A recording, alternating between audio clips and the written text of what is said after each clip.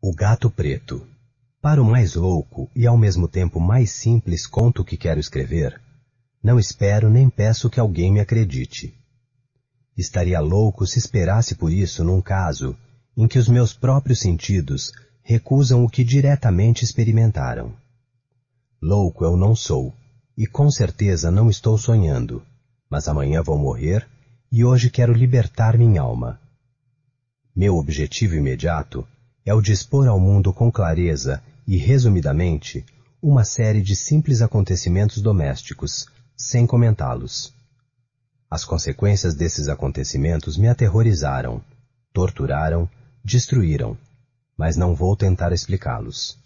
Para mim, não significaram outra coisa senão horror, mas para muitos podem parecer menos terríveis do que barrocos.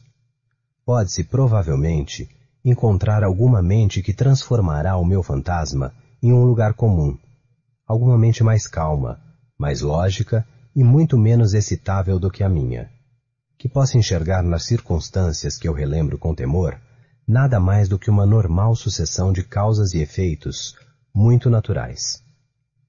Desde a infância, conheciam-me pela docilidade e humanidade do meu temperamento. Eu era tão bom de coração que me tornava quase o ludíbrio dos meus companheiros. Gostava em maneira particular dos animais, e meus pais me permitiam possuir uma grande quantidade de animaizinhos domésticos. Com eles, eu passava a maior parte do meu tempo, e nada me dava maior felicidade do que alimentá-los e acariciá-los. Esta minha preferência cresceu com os anos, e mesmo adulto, me deleitava com eles. Todos os que sentiram alguma vez afeto por um cachorro fiel e inteligente podem facilmente compreender a natureza e a intensidade do prazer que lhe propicia.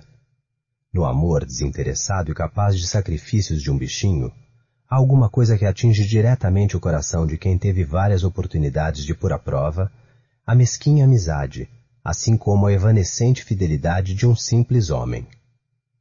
Casei-me cedo e fui feliz em encontrar em minha esposa uma disposição igual à minha. Tendo reparado na minha paixão pelos animais domésticos, ela não perdeu a oportunidade de providenciar as espécies mais agradáveis. Tínhamos pássaros, peixinhos, um cachorrinho mimoso, alguns coelhos, um macaquinho e um gato. Este último era um animal grande e muito belo, todo preto e inteligente ao máximo. Falando de sua inteligência, minha esposa, que não era alheia a uma certa superstição, referia-se frequentemente à antiga crença popular que via os gatos pretos como bruxas disfarçadas. Não que para ela fosse uma coisa séria. Aliás, eu estou falando disso somente porque, neste momento, estou me lembrando do detalhe. Plutão, assim se chamava o gato, era o meu bicho preferido, e era o meu companheiro de brincadeiras. Somente eu dava-lhe a comida. Ele me esperava quando voltava para casa, e era com muito custo que eu conseguia impedi-lo de me seguir pela rua. Nossa amizade continuou assim durante muitos anos, ao longo dos quais meu temperamento e minhas maneiras, devido à ação de uma diabólica intemperança, passaram, e me envergonho em confessá-lo, por uma radical transformação para pior. Tornei-me, dia após dia, mais esquisito, impaciente, menos respeitador dos sentimentos alheios. Surpreendi-me usando uma linguagem desrespeitosa para com minha esposa, até chegar à violência. Meus bichinhos sem dúvida sentiram a mudança das minhas maneiras. Não somente os descuidava, mas também os maltratava. No entanto, em relação a Plutão, eu mantinha um certo respeito que me impedia de maltratá-lo. Enquanto não tinha escrúpulos em maltratar os coelhos, o macaquinho e até o cachorro quando por acaso ou por afeto ele atravessava o meu caminho. Mas o meu mal-estar ia crescendo. Que terrível doença é o álcool. E no final até Plutão, agora já velho e consequentemente mais irritável, até Plutão começou a experimentar os efeitos da piora de meu temperamento.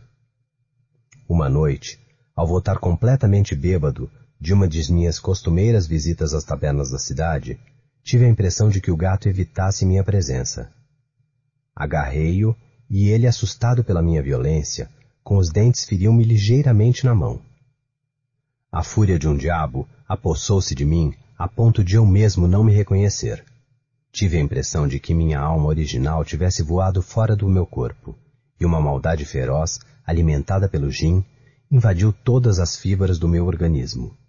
Tirei do bolso um canivete, abri-o, agarrei o pobre bichinho pela garganta e deliberadamente arranquei-lhe um olho da órbita.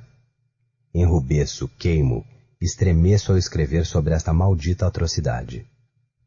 Quando na manhã seguinte, diluídos durante o sono os efeitos da orgia noturna, voltei à razão. Experimentei um sentimento misto de horror e remorso pelo crime cometido, mas foi um sentimento apenas superficial e equívoco que não chegou a atingir a alma. Mergulhei novamente nos excessos e afoguei no vinho toda a lembrança do acontecido. Enquanto isso, o gato lentamente se recuperou. A órbita vazia do olho tinha um aspecto pavoroso, mas parecia que ele não sentisse mais dor.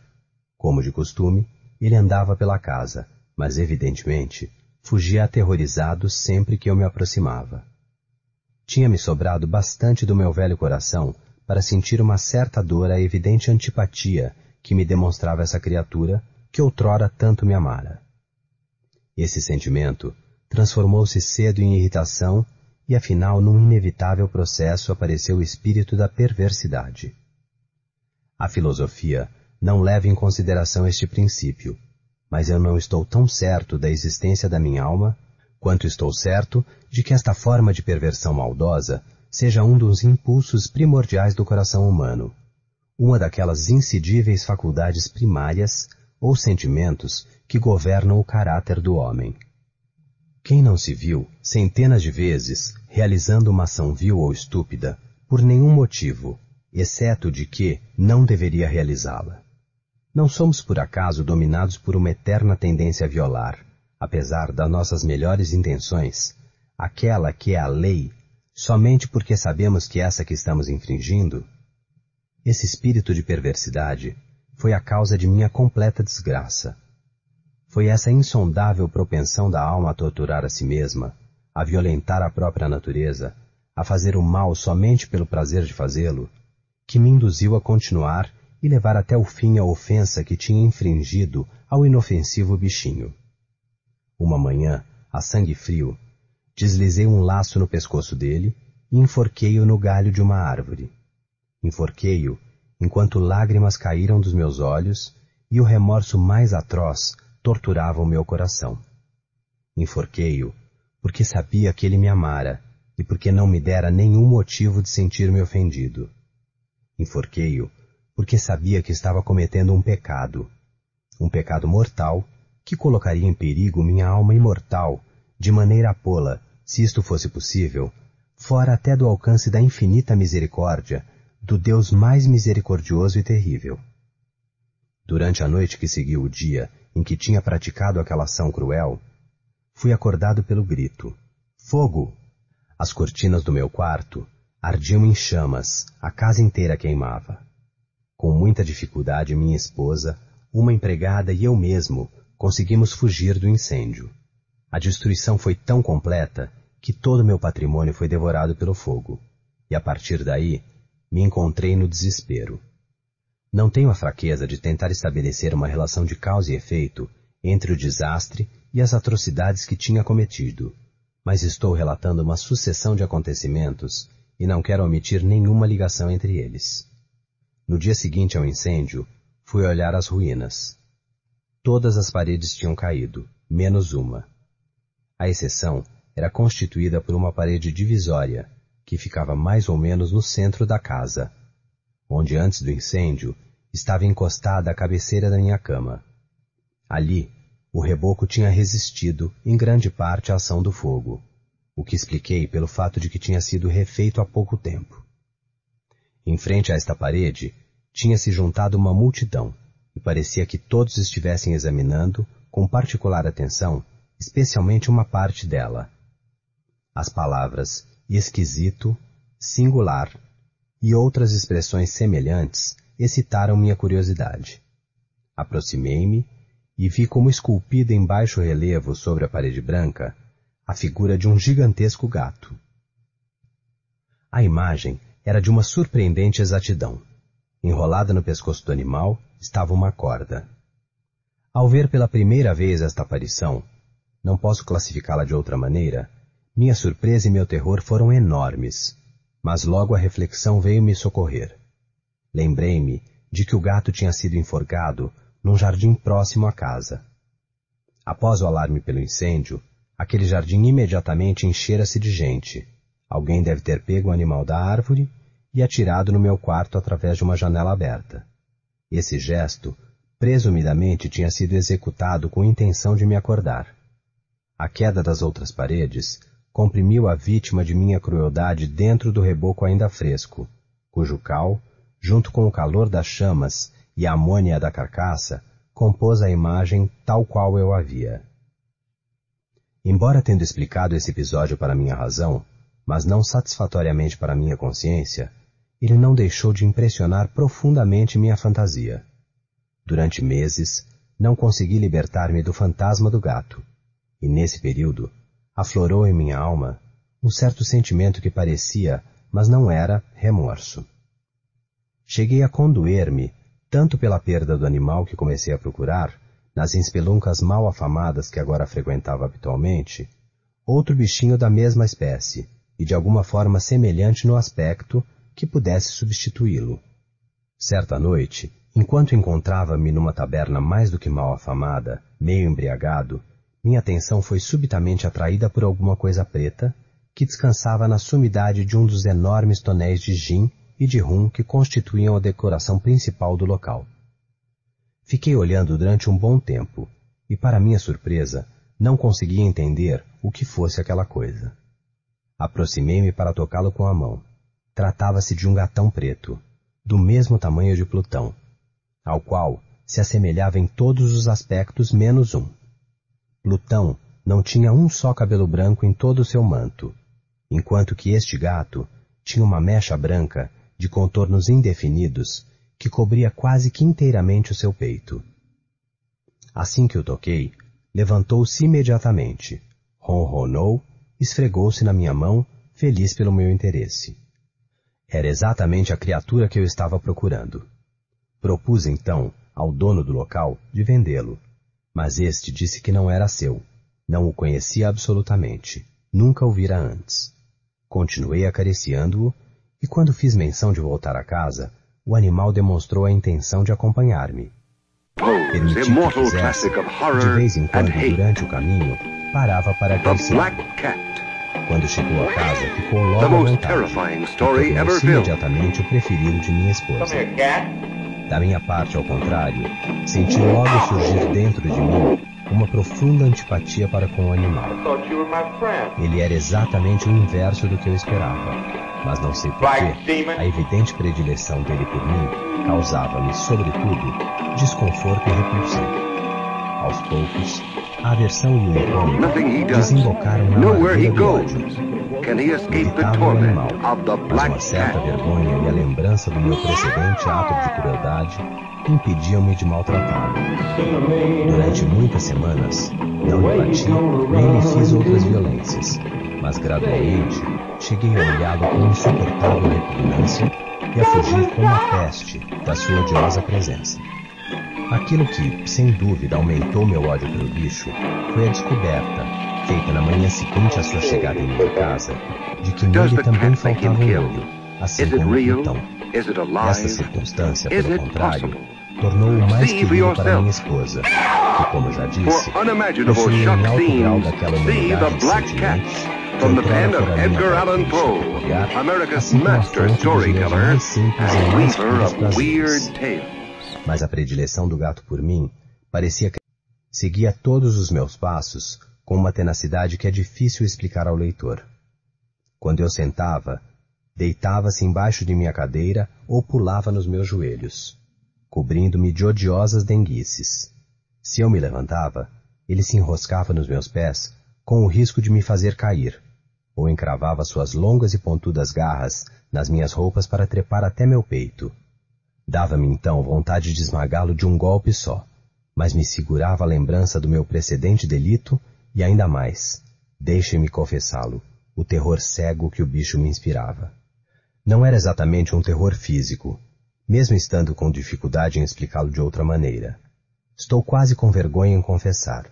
Sim, mesmo nesta cela de delinquentes, estou quase que com vergonha em confessar que o terror e o horror que o animal me suscitava foi alimentado por uma espécie de quimera entre as mais difíceis que possam ser concebidas. Minha esposa tinha-me apontado, mais de uma vez, a estranha conformação da mancha branca, da qual já falei, que constituía a única visível diferença entre esse estranho bicho e aquele que eu tinha destruído. O leitor relembrará de que esta mancha era, sim, grande, mas tinha originariamente contornos definidos.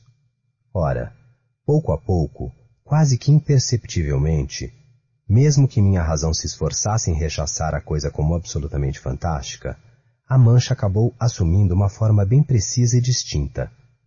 Ela era a exata representação de um objeto que me arrepio somente em nomeá-lo. E por isso, e sobretudo, eu tinha repugnância e medo pelo monstro, do qual me libertaria se tivesse a coragem. Era, ora digo, a imagem de uma coisa horrível, espantosa, a forca. Oh, a lúgubre, terrível mancha do horror e do crime, da agonia e da morte. E agora eu era verdadeiramente mesquinho, além da pior mesquinharia humana. Uma besta bruta, aquela cujo companheiro eu tinha altivamente destruído. Uma besta bruta me causava, a mim, homem criado à imagem e semelhança de Deus, uma dor tão insuportável. Ai de mim! Nem de dia e nem de noite tive mais o conforto do repouso. Durante o dia, a criatura não me deixava um só instante, e durante a noite, a qualquer hora, eu me acordava com pesadelos de inexprimível horror e deparava-me com o alento quente da coisa em meu rosto e seu enorme peso, como um fantasma noturno que não tinha possibilidade de afastar de mim, eternamente incumbente sobre meu coração. Sob a pressão desses tormentos, o pouco de bom que ainda havia em mim desapareceu completamente. Pensamentos maus, os mais negros e malvados dos pensamentos, tornaram-se os meus únicos donos. A costumeira brutalidade de meu temperamento tornou-se ódio para todas as coisas, para todo mundo, e ao mesmo tempo, minha pobre esposa, que pacientemente suportava tudo sem queixas, tornou-se vítima frequente, ai de mim, das repentinas e incontroláveis explosões de uma fúria a qual abandonava-me cegamente. Um dia, ela acompanhou-me, não sei para qual afazer doméstico, no porão do velho edifício onde nossa pobreza obrigava-nos a morar, e o gato, seguindo-me escada abaixo, quase me fez cair, contrariando-me até a exasperação. Agarrei um machado e, esquecendo na minha fúria o medo infantil que sempre detivera minha mão, desferi um golpe na direção do animal, que se o tivesse atingido como eu queria, teria sido mortal. Mas o golpe foi parado pela mão de minha esposa. Sua intervenção me levou a uma fúria ainda mais demoníaca. Soltei o braço do seu aperto e afundei o machado no cérebro dela. Caiu sem vida no mesmo lugar e sem emitir um pio. Consumado o horrível delito, me dediquei com grande determinação à tarefa de esconder o corpo. Sabia que não poderia removê-lo do edifício, nem de dia nem de noite, sem correr o risco de ser descoberto pelos vizinhos. Vieram-me à mente muitos projetos. Por um momento, pensei de cortar o corpo em pedaços e de destruí-lo com o fogo, depois de cavar uma fossa no chão e sepultá-lo nesta, ou ainda jogá-lo no poço do pátio, de fechá-lo numa caixa, disfarçando-a como se contivesse qualquer mercadoria, e contratar um carregador para levá-la. Afinal, escolhi aquela que me pareceu uma solução melhor entre todas as que tinha imaginado. Decidi murar o cadáver numa parede do porão, assim como se lê que faziam os monges na Idade Média com suas vítimas. O porão parecia particularmente adequado para este fim. Suas paredes foram construídas sem capricho e rebocadas há pouco tempo, com uma argamassa grosseira que não tinha sido secado por efeito da umidade do ambiente. Além disso, numa das paredes havia uma saliência provocada provavelmente por uma falsa lareira ou fogão, que sucessivamente havia sido encoberto à semelhança do resto das paredes do porão. Não duvidei de poder extrair facilmente os tijolos, introduzir o cadáver e murar novamente, de maneira que ninguém nunca pudesse ver alguma coisa suspeita. Não errei meus cálculos. Com uma alavanca retirei os tijolos, coloquei cuidadosamente o corpo no vão, escondendo-o na parede no fundo. E sem tanto trabalho, reconstituí a estrutura da parede tal como era antes. Providenciei cal, areia e, com precaução, preparei um reboco que em nada fosse diferente do anterior. Com todo o esmero, recobri a nova parede de tijolos. No final, fiquei muito satisfeito pelo trabalho. Tudo estava perfeito. A parede não apresentava o mínimo sinal de ter sido modificada. Retirei com a maior atenção todos os restos de entulho e olhei à minha volta triunfante pensando, pelo menos aqui meu trabalho não foi em vão. Meu ato sucessivo foi o de procurar o animal que fora a causa de tão grande desgraça, porque tinha resolvido matá-lo. Se o tivesse encontrado naquele momento, não haveria dúvida alguma que esta seria sua sorte, mas o astuto animal, alarmado pela minha cólera, evitou expor-se à vista. É impossível descrever o profundo sentimento de alívio que me invadiu pela ausência da odiada criatura. Também não apareceu durante a noite, e por isto pela primeira vez desde que entrara na minha casa, dormi profunda e tranquilamente. Sim, dormi, apesar do peso do delito na minha consciência. Passaram-se o segundo e o terceiro dia, sem que meu atormentador reaparecesse. Voltei a respirar como um homem livre. O monstro, aterrorizado, fugira para sempre e nunca mais o voltaria a ver. Minha felicidade estava no auge. A culpa pelo meu tenebroso delito não me incomodava que pouca coisa. Fizeram-me perguntas às quais respondi com desembaraço. Até o inquérito que fora determinado não deu nenhum resultado e eu olhava já com segurança a minha futura felicidade. No quarto dia, após o assassinato, um contingente de policiais irrompeu inesperadamente na minha casa para executar uma rigorosa inspeção. Apesar disso, eu me sentia tranquilo pela escolha do esconderijo e não demonstrei o mínimo embaraço. Os agentes pediram que eu os acompanhasse na inspeção, que não deixou inexplorado nem o cantinho mais esquecido. No final desceram pela terceira ou quarta vez no porão. Nenhum músculo do meu corpo tremeu. Meu coração batia calmo como o coração de um inocente no sono. Passeava ao longo do porão, os braços cruzados no peito, indo para cá e para lá. Os policiais mostravam-se completamente satisfeitos e preparavam-se para ir embora. A felicidade que enchia meu coração era intensa demais para que eu pudesse contê-la no peito. Ardia pelo desejo de falar alguma coisa, de triunfar e de também realçar mais ainda a convicção deles quanto à minha inocência. Senhores, falei ao final enquanto a equipe subia os degraus, estou feliz por ter afugentado suas suspeitas. Desejo-lhes boa saúde e um pouco mais de sua atenção. Entre outras coisas, esta é mesmo uma casa muito bem construída. Tomado pelo desejo louco de dizer alguma coisa, não me dava conta de como estivesse tagarelando. Posso dizer que esta é uma casa construída de maneira excelente. Estas paredes... Os senhores vão embora? Estas paredes... Os senhores vão embora? Estas paredes são solidamente construídas. E aí, num ímpeto de arrogância, bati pesadamente com uma vara que tinha na minha mão exatamente o trecho de parede atrás do qual estava escondido o cadáver da esposa do meu coração. Possa Deus proteger-me e libertar-me das garras de Satanás. Não se tinha ainda cessado o eco de meu golpe de vara, quando uma voz respondeu do interior da tumba. Um lamento, em princípio apagado e fragmentado como o choro de um neném, mas que subiu rapidamente em um longo, intenso, contínuo urro absolutamente inumano, bestial, um urro, um brado assustador, meio de horror, meio de triunfo, como poderia provir somente do inferno, das gargantas dos amaldiçoados em sua agonia e dos demônios exultantes em sua danação. Seria absurdo falar do que me passou pela cabeça. Sentindo-me desmaiar, apoiei-me na parede oposta. Por um segundo, os policiais permaneceram imóveis, tomados por um terror irracional. Logo a seguir, uma dúzia de fortes braços começaram a demolir a parede, que ruiu toda de uma vez. O cadáver, em avançado estado de decomposição, coberto de sangue coagulado, erguia-se na frente dos olhos dos espectadores. Sobre sua cabeça, com a vermelha boca escancarada, com seu único olho de fogo, estava a horrenda besta cuja astúcia havia me levado ao delito, e cuja voz reveladora havia me entregue ao carrasco. Eu murara o monstro dentro da tumba.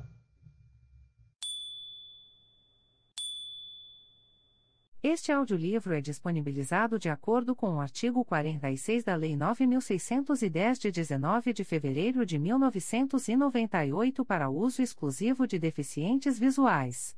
Se você não é deficiente visual e gosta deste canal, prestigie o autor e a editora adquirindo um exemplar.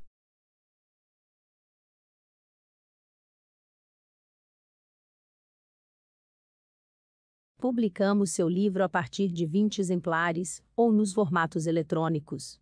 Envie-nos uma cópia de seu texto que faremos orçamento, sem compromisso.